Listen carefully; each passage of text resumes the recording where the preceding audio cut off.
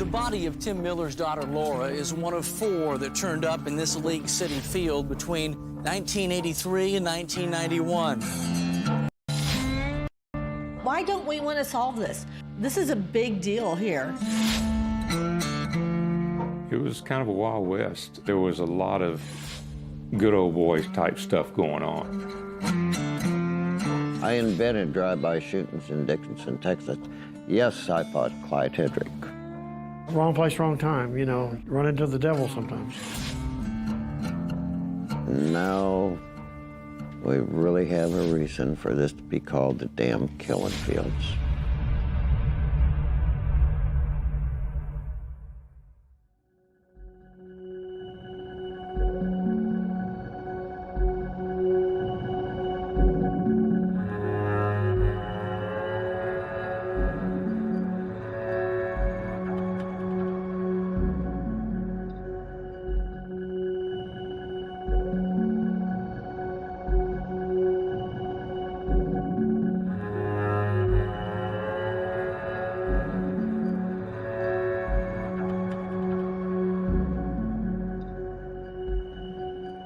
I feel it's my responsibility, and it's the responsibility of our family to continue to get answers and justice for her.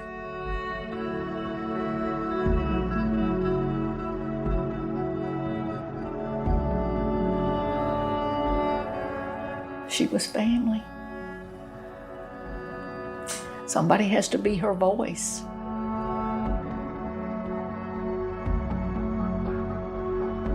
What I was told is that she was raped, brutally beaten to death, and left naked in a ditch.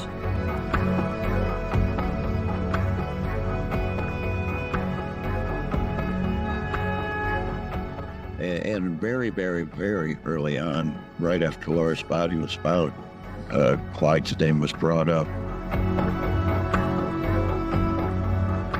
Either Clyde is the most unlucky human being that's ever walked the earth, or he's a killer.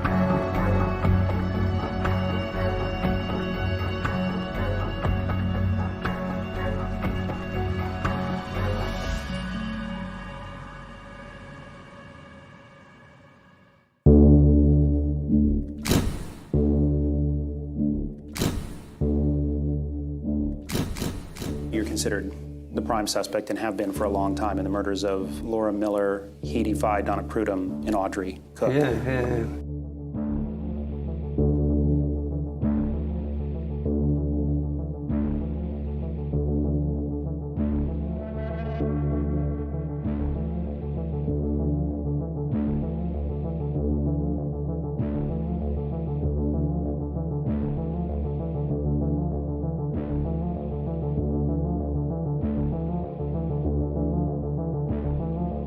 How do you respond to that?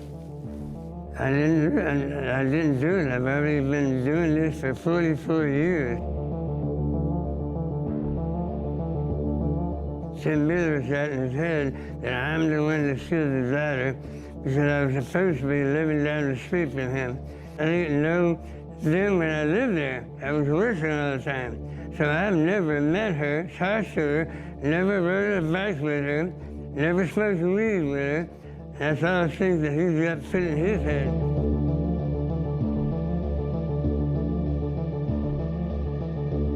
Vern, Laura's boyfriend. When they would walk from our house to the little cemetery right on the Dickinson Bayou, which is only 4 blocks away from my house, Laura used to like hang out in that cemetery in the bayou and that. And Vern says, yeah, we'd walk by this house and this guy would whistle at Laura and stuff. And one time he stopped and talked to her and I didn't like this guy, and so I left. And it was Clyde? It was Clyde. Tim Miller, Laura Miller's father, and also founder director of Texas EquuSearch.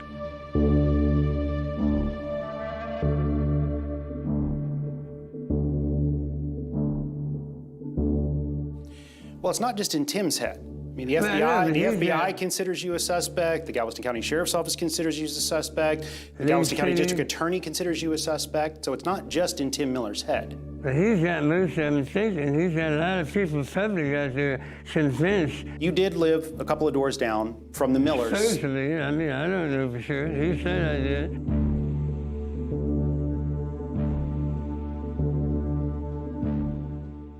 Laura Miller, he lived just a block away from, and we had witnesses that said that he knew her and would talk to her. And one person said that they saw Laura on the back of his motorcycle at one point.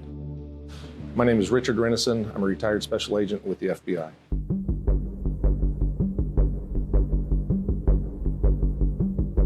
Do you know Heide Fye? No. You never met Heide Fye? That's what I remember. Clyde came to her house while I was there with Brandy, her youngest daughter.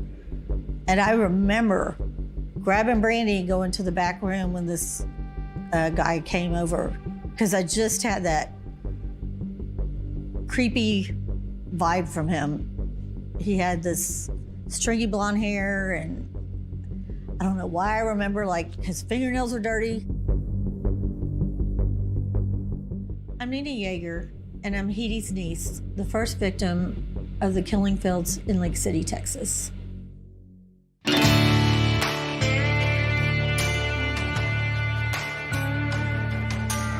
She worked for the Texas Moon. She bartended and she waitressed. How popular was the Texas Moon? Oh, it was the spot. It's where everybody went to dance. Clyde the Slide, as his nickname was. Clyde the Slide. He was a big self-proclaimed dancer at the Texas Moon, and he would introduce himself by going out and sliding across the dance floor.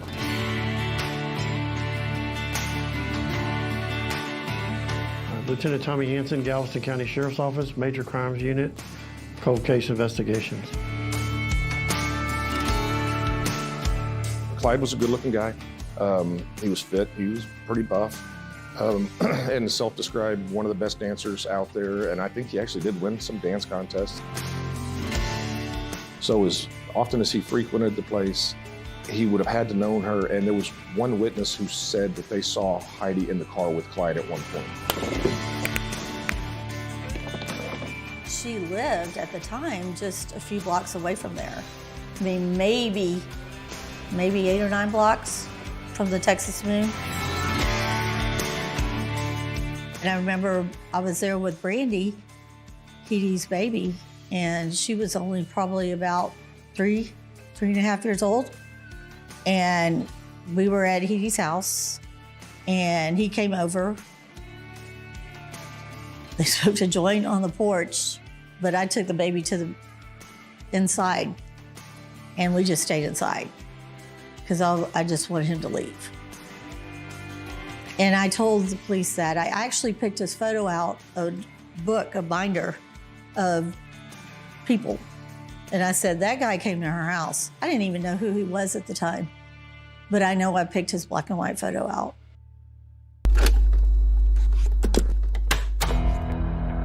She talked about a guy who had killed a girl and had driven with her in the back and finally had dumped the body somewhere. She said the guy's name was Clyde. She also said that she had known Heide and had seen her with a guy in a gray car. And she asked me if I knew him. I told her I knew just very little of Heide's friends. What led him to look at Clyde? A mutual friend of Heide and Clyde's, Cindy Williams, who, may she rest in peace, has now passed, repeatedly told my grandfather, you need to go look into them. I have a picture of all of us together. You need to have the police go talk to him. He wants to talk to her because he wants those pictures that Cindy talked about. He's definitely hard on this guy, Clyde. And he feels that perhaps those pictures might lead to what he wants to know. Because the guy says that he didn't know Heide. But Cindy told him he did. And that he was in those pictures taken. That Heide was also in the picture. And he says he knows the guy's lying.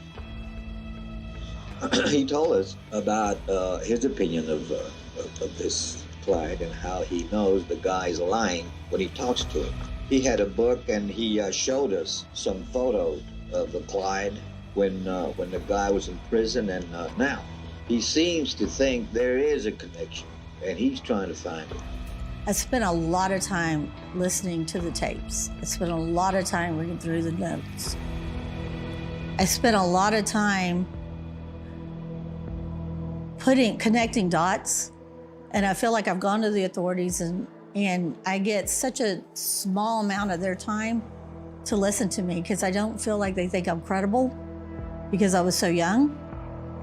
But my memory is very vivid. You don't go through something like this she was like my older sister.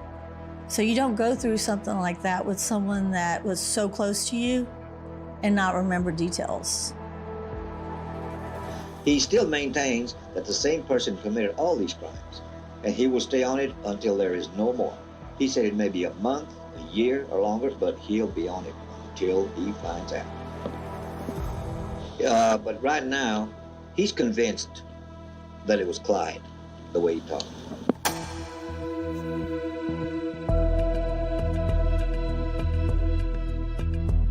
Even though you were Clyde the Slide at the Texas Moon, where she was a bartender, you never met her. I know her from the bar, but I've never done drugs with them. I never hang out with them. Okay, well, but at first you said you had no idea who she was. Now you're saying you do know her from the bar. You said she was a bartender at the Texas Moon. Right. Okay, so, all right, then. But just mention her name doesn't ring a bell to me. Okay. It's just her name. Okay. Do you remember seeing her niece when you were over at Heide's apartment? Her niece? Because she's the one who saw you at Heide's apartment. So she says you definitely knew Heide. I knew her from the bar. I don't know her from no house. What about Donna Prudom? What about it? Hi, I'm Diane Gonsolin. I am Donna Gonsolin Prudom's sister.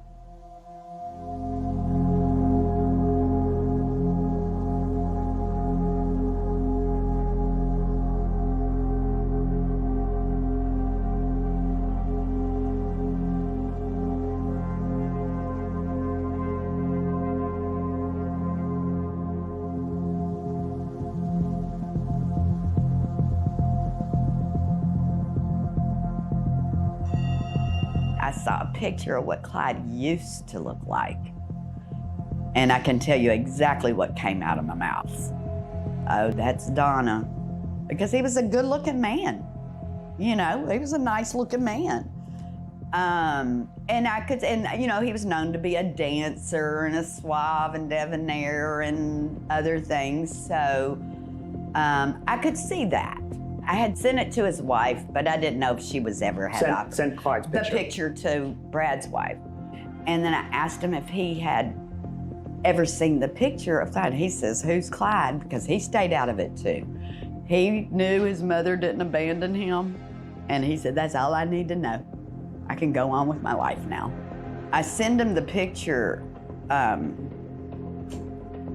and within seconds, he's calling me saying, that's him, Aunt Diane, that's him. That's him, I know it, I know it. I know what he had on, I know what his eyes look like, I know his shirt, I know his jewelry, I know his belt, I know his pants, I know his shoes. I can tell you what car he was driving, what color it was. Now, one might think a 12-year-old, how could they really remember this? He has a photographic memory, number one. Number two, when you grow up in a dysfunctional home, you are very in tune with everything going on around you and you pay close attention to detail. And that's what he did that day. I think that it's a different conversation that we're having. Especially with Brad's ID and Clyde. That was her last trip home. Her son said that he saw you with her in Louisiana before she disappeared. I've only been in Louisiana twice, and both times was the wife I'm with now. I've never been to Louisiana before, ever. When he saw your picture and said, that's who was with my mom. She said, I seen me in Louisiana, that's son of a and I've never been to Louisiana. I never even heard, I mean, I've heard of it, but I've never been nowhere near it. And so my wife I got now.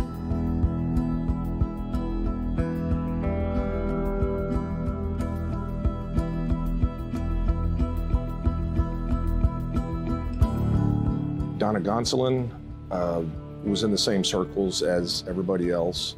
She was just having a hard time. But was she known to go to the Texas Moon? I don't independently think we've ever been able to say that she was there. We didn't get an opportunity to interview some of the people that she was close to because they passed away. Donna's boyfriend or husband at the time that she went missing passed away about 3 or 4 months before we got Donna identified.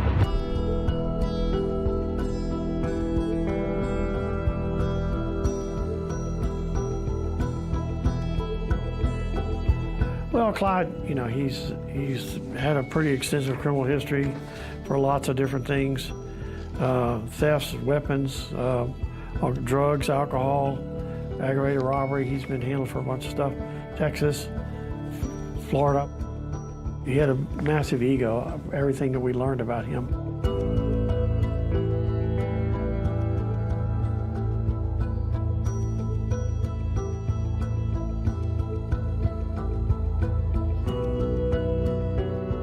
Everybody was afraid of Clyde. He was very controlling, abusive, and manipulative. One of his exes, she was still very disturbed and very disappointed in herself for maintaining a relationship with him after the abuse and after things that he did to her. He just has left a wake of casualties.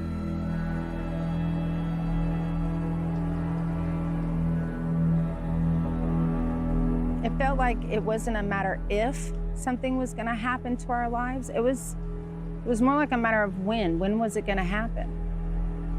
Because there was one night, I got woken up in the middle of the night by my mother yelling, "Get out of the house. Clyde's lost it. He's going to kill us." And we're running to get out of the house. I look back and he's standing there completely naked, just standing there as we're driving off. I'm Marla, and Clyde Hedrick was my stepdad.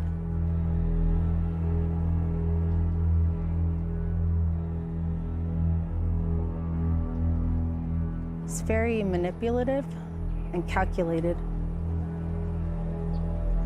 Evil.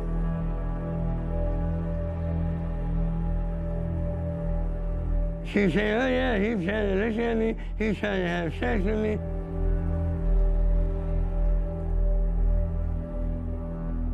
I don't know, why am I having charged with him? And all these people I'm supposed to be so violent to, how come none of them never filed charges?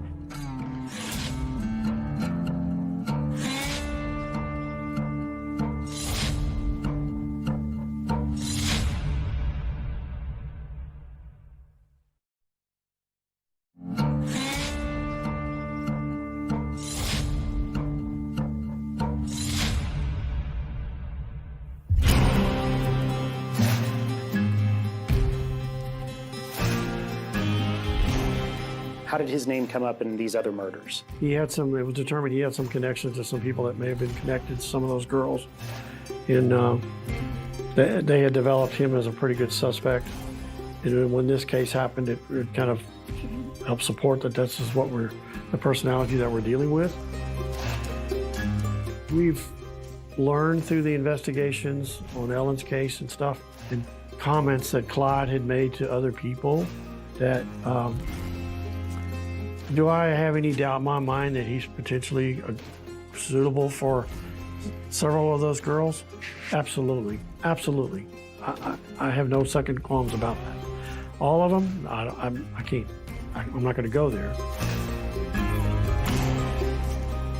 He is verbally admitted to stuff, but you know, you got to be able to add fuel to the fire to get a conviction on just him running his mouth. But he did. And that goes back to his ego. his fellow inmates. He's, running his mouth to them.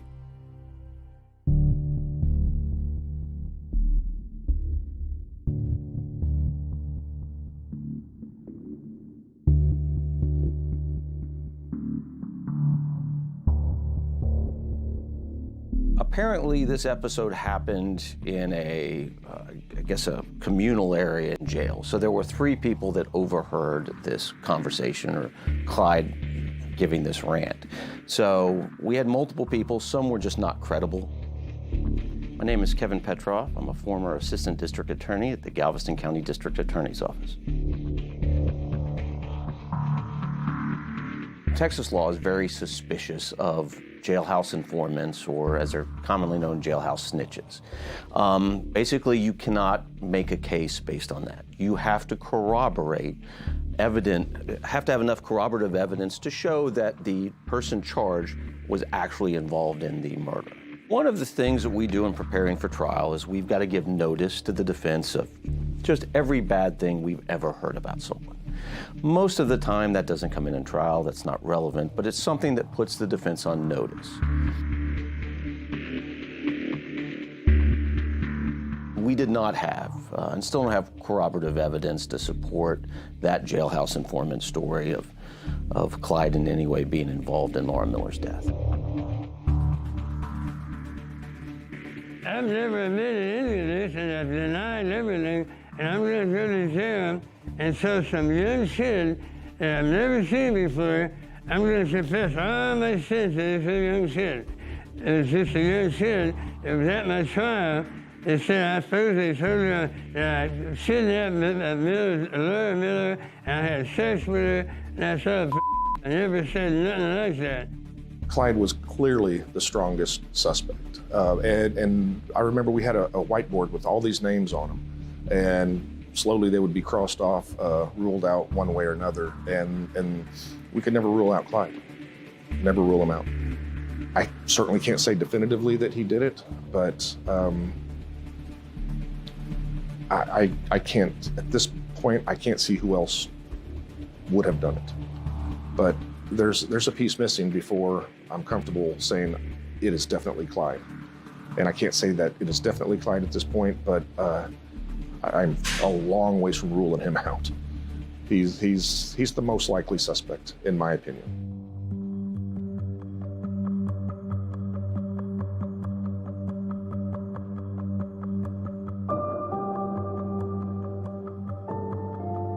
I've never been to the killing field. They call the killing field. I don't even know where it's at. He claims he'd never even heard of Calder Road, knew nothing about Calder Road. No, we came out here specifically to mow the lawn for his buddy. I was here. He was here. My mother was here. So he knows this place. He will always deny. There were just times off and on, he would just throw things out here and there. And one of the things being how he'll never go back to jail no matter what.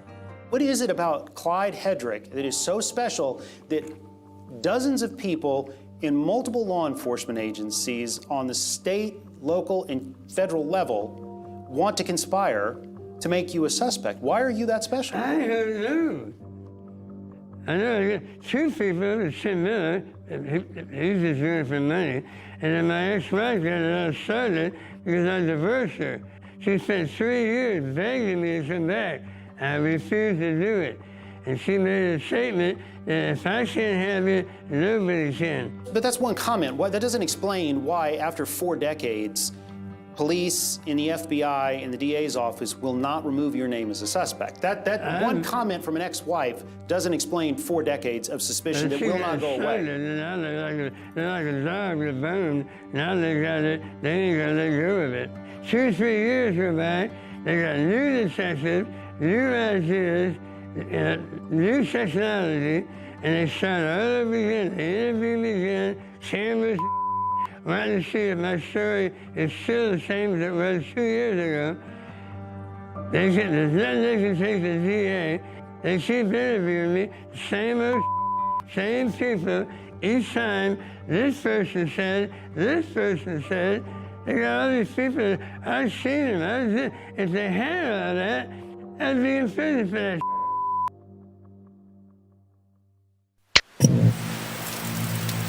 I filed a wrongful death suit to let Clyde Hedrick know that, Clyde, I'm still here. I am still here, and I'm not going to quit, and until the day I die. Tim Miller sued Clyde Edwin Hedrick in 2014, claiming he has evidence that Hedrick is responsible for the murder of his daughter Laura Miller, who disappeared in 1984 and was found in 1986 in what has become known as the killing fields. As time goes by, the more information I get, and the more information I'm continuing to get. I have no doubt in my mind, but Clyde Hedrick is responsible for Laura's murder. Monday morning, a judge granted Miller's request for a default judgment and awarded him more than $21 million in damages. We did reach out to Clyde on several occasions and invite him to tell his side of the story, and told him there was an opportunity to do that, and he wasn't interested. Did he not respond, or did he just say no? No, he responded, and he said no unequivocally. A lot of the evidence we brought forward, we don't want to go ahead and talk about now because we don't want to interfere in the investigation. Miller did say when Hedrick's San Leon home was foreclosed and the owners allowed him access to the house, he spent $6,000 cleaning up the property and boxing up Hedrick's items. When we contacted Galveston County District Attorney Jack Rohde about the civil judgment, he said the criminal cases remain ongoing, but added, Clyde Hedrick has not been ruled out as a suspect in these investigations. I was hoping that we could go ahead and do a deposition and ask the questions and throw things that we know at him and stuff. So it was another way to go ahead and question Clyde Hedrick on things that we know and stuff, and for him never to respond or anything. And he got very, very ugly with my attorneys when they contacted him. And I'm not patting myself on the back. I'm not going to get rotator cuff surgery tomorrow but you know what? If I wouldn't have done everything I've done over the years, I really feel as though this case would be locked up, closed, nobody hear about it again. Nobody had a voice in this thing. I was the only voice, and again, I'm not saying that bragging about it, because it's been a damn difficult, emotional journey, if you want. I was upset with Heide's dad when he passed away, because it's like, now I'm like the only dad to these damn girls.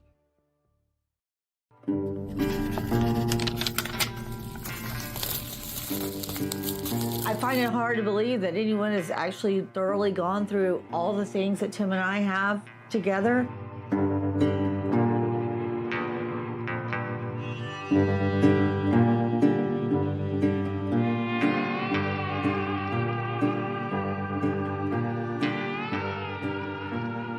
So let's put it before a grand jury. Let's let the people decide if they want him out. But they say we can't use these jailhouse snitches. Well, like I told DA, I said, what do you think these people meant in Bible study?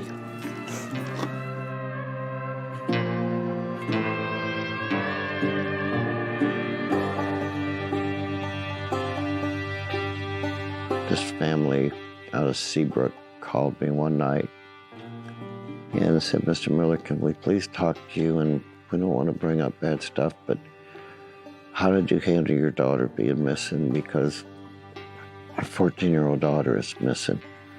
And so when I went over to their house and I walked in their house, I seen that look on their face of the helplessness, the hopelessness, and the fear. And it was like, my God, that's how I had to look for 17 months. And the loneliness, and I helped them make some flyers up and everything. We got the flyers out, and they called me 2 days later. Mom did cry, Mr. Miller, thank you. Because of flyer, we got her located, and she's okay. And it's like, maybe there is something I can do.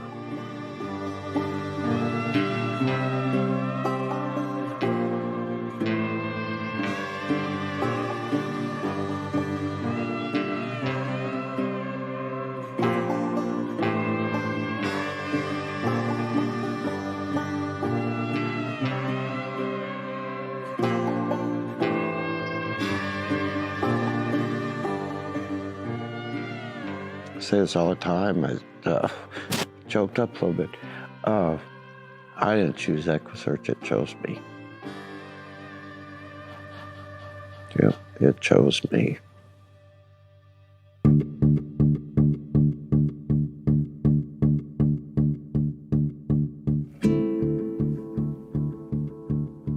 Saw the for sale sign, called the realtor, and had a great conversation. And I was thinking to myself, this is perfect. And then he said at the end of the conversation, I'm obligated by law to tell you something about the property. And he asked me if I'd heard of the killing fields.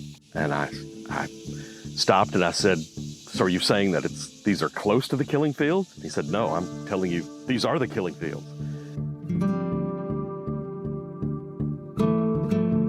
I just felt so defeated, but I still took it to the church, and I probably didn't have as much faith as they did, because I just thought there's no way they're going to want to be involved with this. But the opposite was true. They loved the idea of buying this property, redeeming the land, doing something good on which something very bad was done.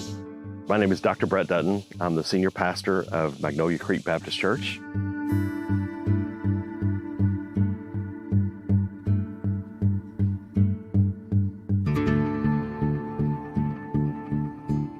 We consider this to be holy ground and sacred space, and we will never do anything here. We've got plenty of land, and so we'll just build around it as needed.